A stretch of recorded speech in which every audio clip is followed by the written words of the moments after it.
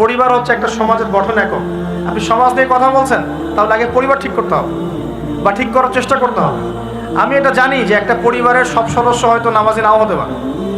নূহ আলাইহিস সালামের স্ত্রী যখন ঈমান নিয়ে আসে নাই, লূত আলাইহিস সালামের স্ত্রী যখন ঈমান নিয়ে আসে নাই, আদম আলাইহিস সালামের সন্তান কাবিল যখন জাহান্নামে যাচ্ছে, আবার ফেরাউনের ঘর থেকে যেমন আসিয়া জান্নাতে যাচ্ছে, তার মানে পরিবারের সবাই যে একরকম হবে নট নেসেসারি। কিন্তু অ্যাজ এ পরিবারের কর্তা, আপনি পরিবারের guardian, as a guardian of family, আপনাকে আপনার রেসপন্সিবিলিটি তো পালন করতে হবে নাকি? পরিবারে আপনার দায়িত্ব নাই? পর্দা প্রতিষ্ঠা করার দায়িত্ব কার? আপনার স্ত্রী পর্দা করে না, এই দায়িত্ব কার? এই জিম্মাদারি কার? আপনার সন্তান যে নামাজ পড়ে না, এই রেসপন্সিবিলিটি কার? পরিবারে যে হারাম ঢুকতেছে রিজিকে, এই দায়িত্ব কার? আল্লাহ পাক, আমি মনে হয় বুঝাতে পেরেছি। অতএব পারিবারিকভাবে আল্লাহ পাক আমাদের সবাইকে যেন ইসলামটা ধরে রাখার তৌফিক দান করেন বলি। আর 4 নাম্বার হচ্ছে, নবী সাল্লাল্লাহু আলাইহি ওয়াসাল্লাম সাহাবীগণ দ্বীনের দাওয়াতি কাজ সবাই আমভাবে করেছে। এমন নয় যে নির্দিষ্ট কিছু সাহাবী দাওয়াতি কাজ করতেন, বাকিরা দাওয়াতি কাজ করতেন না, বিষয়টা কিন্তু এমন ছিল না। সবাই মিলেই দ্বীনের দাওয়াতি কাজ করতেন, যে কাজটা আমরা এখন করি না। কতজন ভাই আছেন যারা ডেইলি কমপক্ষে আধা ঘন্টা করে হলো দাওয়াতি কাজ করেন? হাত তুলেন দেখি। আচ্ছা, নামান। দেখেন, সবাই মিলে যতক্ষণ পর্যন্ত দাওয়াতি কাজ করব না, সৎ কাজে আদেশ অসৎ কাজে নিষেধ, ততক্ষণ পর্যন্ত সমাজ ব্যবস্থা কায়েম হবে না। সবাইকে দাওয়াতি কাজ করতে হবে। একজন আলেম আসবেন, একজন বক্তা আসবেন, ওয়াজ করে যাবেন, দাওয়াত দিয়ে যাবেন, ব্যাস এখানেই ফুল স্টপ, ডোর ক্লোজড, তাহলে হবে না। এভাবে সমাজ প্রতিষ্ঠা হবে না। এভাবে তো বললাম, দাওয়াত দেওয়া হতে পারে, একদিনের ওরস হতে পারে, একদিনের ওয়াজ হতে পারে, একদিনের একটা সম্মেলন হতে পারে, কিন্তু প্রতিষ্ঠা অন্য জিনিস। প্রতিষ্ঠা মানে কি? মানে আমি যে আসলাম, বললাম ভাই 5 ওয়াক্ত নামাজ পড়েন, নামাজের দাওয়াত দিয়ে গেলাম। আর প্রতিষ্ঠা মানে কি? যদি এখানকার অথরিটি আমার কাছে থাকতো আর আপনি নামাজ পড়ছেন না, আমি আপনার দোকান সিলগালা করে ফেলতাম। বুঝতে পারেন নাই? আজান হয়েছে, মার্কেটে দোকান খোলা, দোকান সিলগালা হয়ে যাবে, জরিমানা হবে, ভ্রাম্যমাণ কোর্ট, একদম কোর্ট সাথে সাথে বসে আর ফাইন করে দেয়। এটা প্রতিষ্ঠা। নামাজ পড়বো না মানে? মুসলমান নামাজ পড়বো না কেন? তুমি কি অমুসলিম নাকি নামাজ পড়বো না? এর নাম প্রতিষ্ঠা। এটাকে আপনি করতে পারবেন? আপনি এখন দাওয়াত দিতে পারবেন, ভাই নামাজে আসেন, নামাজ পড়লে এত নেকি হয়, না পড়লেই হয়। তো এই দাওয়াত তো চলছে, মাশাআল্লাহ। প্রতিষ্ঠা কখন হবে? যখন সবাই মিলে সমাজটা পরিবর্তন করবে, তখন গিয়ে প্রতিষ্ঠা হবে ইনশাআল্লাহ। সমাজে যারা নেতৃত্ব দেয়, এরা কি আসমান থেকে টপকে পড়ে, না সমাজের ভিতর থেকে বের হয়? সমাজ যদি পরিবর্তন হয়, নেতৃত্ব এখান থেকেই বের হবে ইনশাআল্লাহ। আর যখন আল্লাহওয়ালা মানুষরা উপরে যাবে, তখন দেখবেন তারা এইসব অথরিটি ইম্পোজ করবে ইনশাআল্লাহ। যে বলেছিলেন 1 মাস, খালি একটা মাস ওমরের শাসন যদি চলে, দেখবেন সব একদম ঠান্ডা হয়ে গেছে ইনশাআল্লাহ। সব ঠান্ডা, একদম ঠান্ডা। এটা ভেরি মাচ পসিবল। 1 মাস সময়, 1 মাস, ওই দিন বললাম। উমর রাদিয়াল্লাহু আনহু যদি এখন বেঁচে থাকতেন, মনে করেন, কথার কথা বলছি, উমর রাদিয়াল্লাহু আনহু এখন বেঁচে আছেন, তিনি আসলেন পাকিস্তানে, আসলেন সিরিয়াতে, আসলেন, কথার কথা বলছি আর এমন। তাকে মনে করেন দায়িত্ব দিল জনগণ যে আমিরুল মুমিনিন, আপনি সমাজ ঠিক করেন। তার কয়দিন লাগবে? কয়দিন লাগবে জানেন? হ্যাঁ, আমার ধারণা 3 দিন। কয়দিন হয়? 3 দিন। অথবা তিনি বলবেন যে আমার দ্বারা সম্ভব না, আমি গেলাম। কারণ এখানে একটা কারণ আছে, কারণটা শোনেন। আমি কথাটা কেন বলেছি? আলী রাদিয়াল্লাহু আনহুর যুগে কিছু যুদ্ধ হচ্ছিল না, সিফিনের যুদ্ধ, এই যুদ্ধগুলো।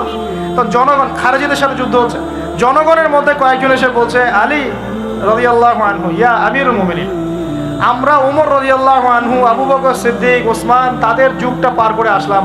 তো ওই যুগে তো এত ফিতনা ছিল না, তা আপনার যুগে এত মারামারি হানাহানি কেন? ঘটনা কি? একটু বোঝেন আমার কথাটা, মনোযোগ দেন, খুব ইম্পর্টেন্ট কথা। তো আলী রাদিয়াল্লাহু আনহুকে বলছেন, আপনার যুগে এত হানাহানি মারামারি কাটাকাটি কেন?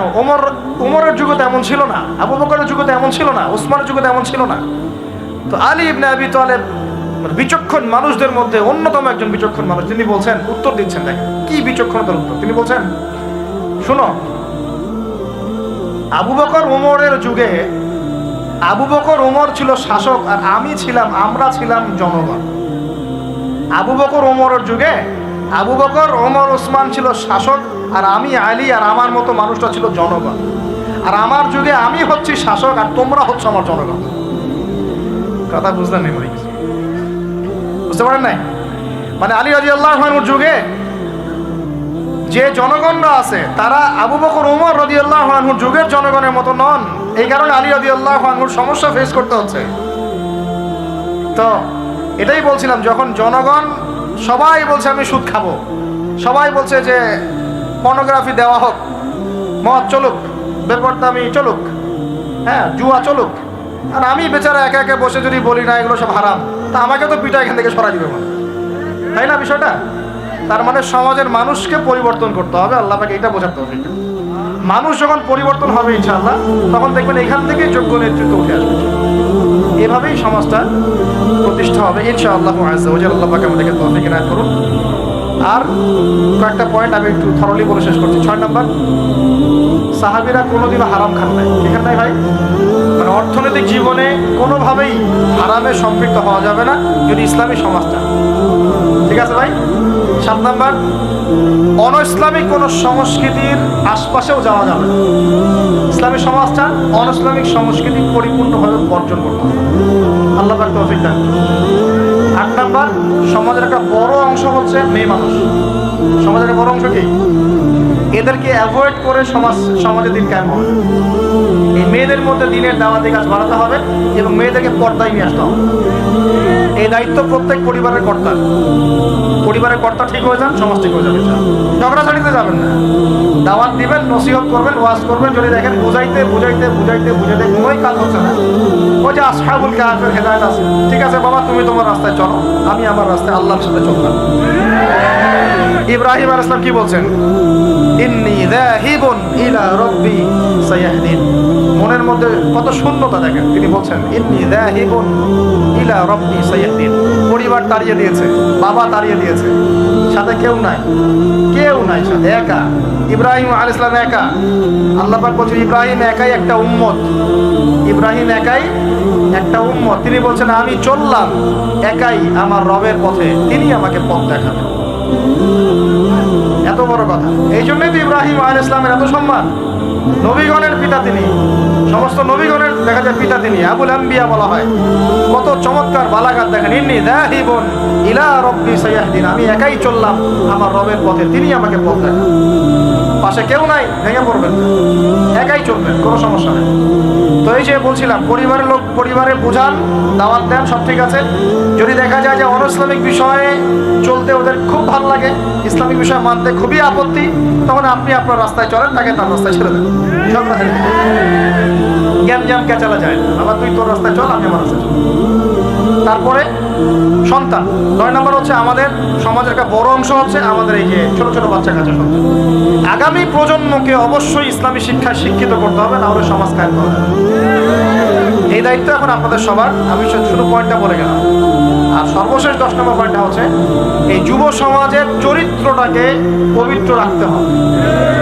এটা এত গুরুত্ব দিয়ে কেন বললাম? কারণ যুবকরা হচ্ছে সমাজ পরিবর্তনের হাতিয়ার, এবং যুবকদের চরিত্র যদি একবার নষ্ট হয়ে যায়, পর্নোগ্রাফিতে আসক্ত হয়ে যায়, বা মাদকে আসক্ত হয়ে যায়, বা মেয়ের পিছনে যে সময় নষ্ট করা শুরু করে, হ্যাঁ এই যে গুন্ডাগার্দি করে, এই যে পাবজি ফ্রি ফায়ার হাবিজাবি এগুলোর মধ্যে ঢুকে পড়ে, ওর লক্ষ্য থেকে বিচ্যুত হয়ে তখন এই সমাজটাকে দিয়ে আপনি আসলে কোনো কাজ নিতে পারবেন না।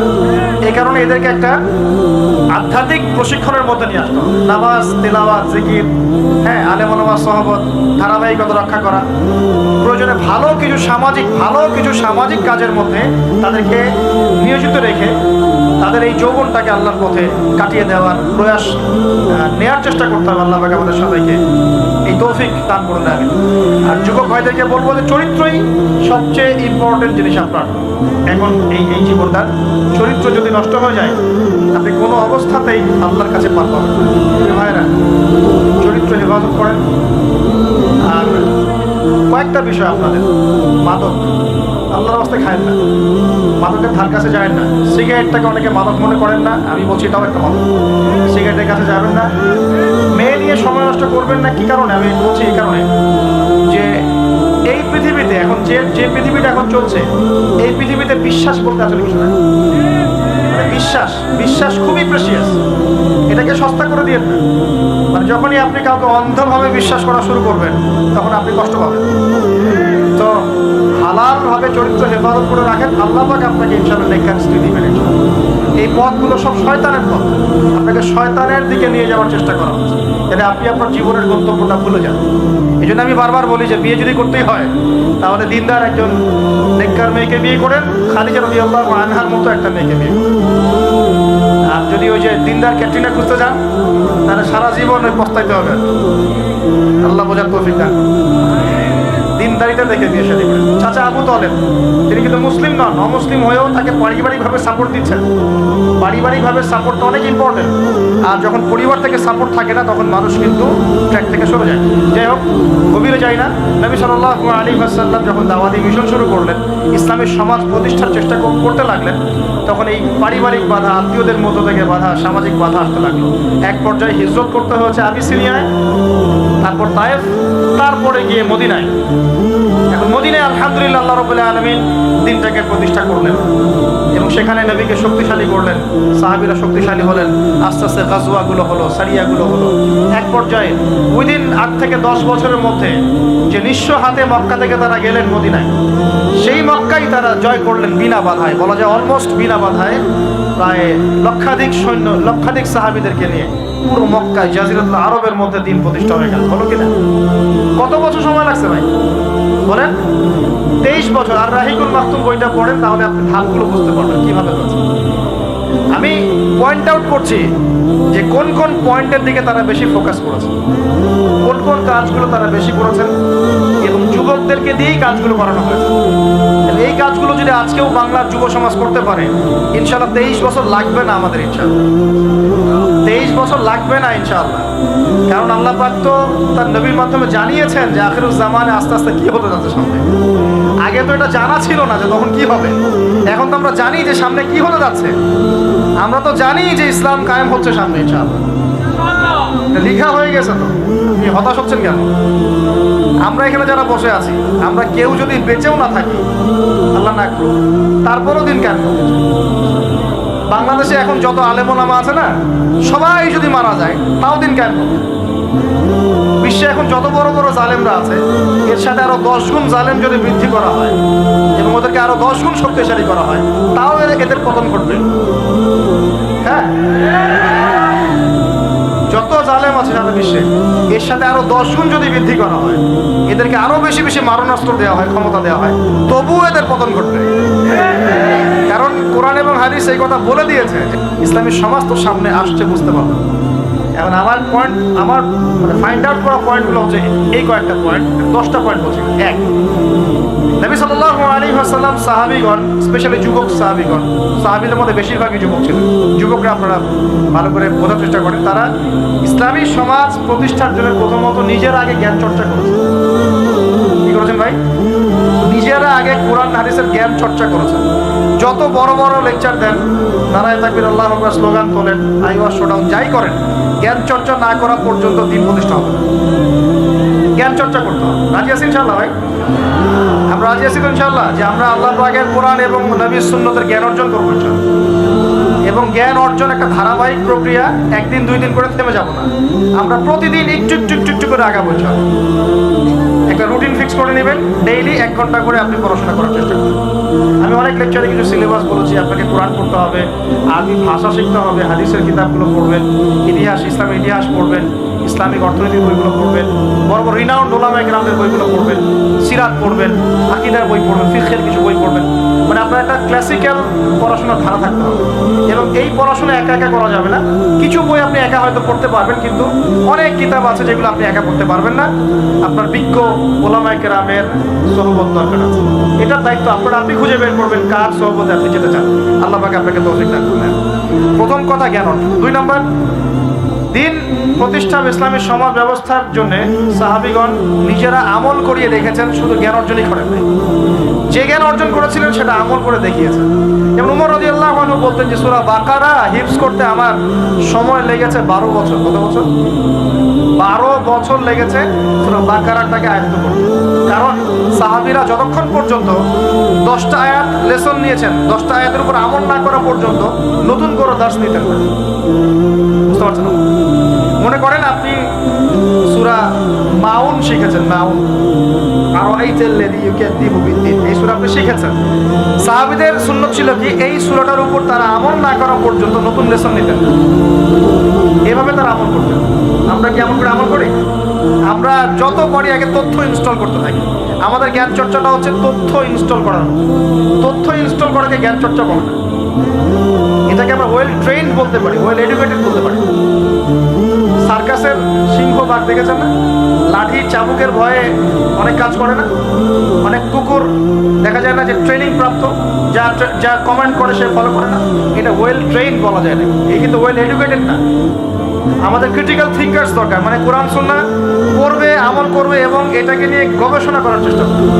মানে আমাদের কোরআন সুন্নাহকে নিয়ে গবেষণার একটা প্রজন্ম দরকার, গবেষক প্রজন্ম, ক্রিটিক্যাল থিঙ্কার্স। আল্লাহ পাক আমাদেরকে এই তৌফিক লাভে ধন্য করুন বলে আমি। 2 নম্বর ইনিশিয়েটিভটা হচ্ছে অবশ্যই জ্ঞান অনুযায়ী আমল করতে হবে যদি ইসলামী সমাজ চাই আমরা। আল্লাহ পাক আমাদের সবাইকে তৌফিক দান করুন। সবার আগে আমাকে তৌফিক দান করুন বলি আমি। জ্ঞান অনুযায়ী আমল করার জন্য একটা সুন্নাত ফলো করলেই হবে, একজন ব্যক্তিকে জাস্ট ফলো করতে হবে। জীবনের প্রতিটা কাজ নবী সাল্লাল্লাহু আলাইহি ওয়াসাল্লামের সুন্নাহ মাফিক করলেই আপনি জানা অনুযায়ী আমল করে ফেলবেন ইনশাআল্লাহ। পারা যাবে ইনশাআল্লাহ। আজকে ঘুমানো থেকে শুরু করে দেন, জীবনের প্রতিটা কাজকে ঢেলে সাজান। কাপড় পরা, ঘুমানো, ঘুম থেকে ওঠা, হ্যাঁ, এমনকি বিছানা ঝাড়া, ইস্তেঞ্জা করা, আপনার ব্যবসা বাণিজ্য, শিক্ষা, এভরি সিঙ্গেল সেক্টর ঢেলে সাজানোর চেষ্টা করেন যে নবীর মতো হচ্ছে কিনা। যদি হয় আলহামদুলিল্লাহ, যদি না হয় তাহলে এখানে আপনার কিছু কাজ করার বাকি আছে। আল্লাহ পাক আমাদের সবাইকে নবী সাল্লাল্লাহু আলাইহি ওয়াসাল্লামের সুন্নাহ মাফিক জীবন গড়ার তৌফিক দান করুন। আপনাকে আল্লাহ দুনিয়া পাঠিয়েছেন তার ইবাদত করার জন্য, আল্লাহর জমিন আল্লাহর দিন প্রতিষ্ঠা করার জন্য। আল্লাহ পাক আমাদের সবাইকে আল্লাহ পাকের জমিনে আল্লাহর দিন প্রতিষ্ঠার যে গ্রহণযোগ্য কর্মপন্থা এগুলো বাস্তবায়ন করার তৌফিক দান করুন বলে আমি। আমরা দোয়া করি আল্লাহ পাক আমাদের সবাইকে জ্ঞান অর্জন করার তৌফিক দান করুন, নবীর সুন্নাত অনুসরণ করার তৌফিক দান করুন এবং সিচুয়েশন বোঝার তৌফিক দান করুন, পরিস্থিতি সম্পর্কে সচেতন থাকার তৌফিক দান করুন, হালাল খাওয়ার তৌফিক দেন, মা বোনদেরকে পর্দা রাখার তৌফিক দেন, ইলম অনুযায়ী আমল করার তৌফিক দেন। আল্লাহ পাক আমাদের যুবক ভাইদেরকে হেদায়েত দান করেন, আমাদের পরবর্তী প্রজন্মকে আল্লাহ দ্বীনের জন্য কবুল করেন আমিন।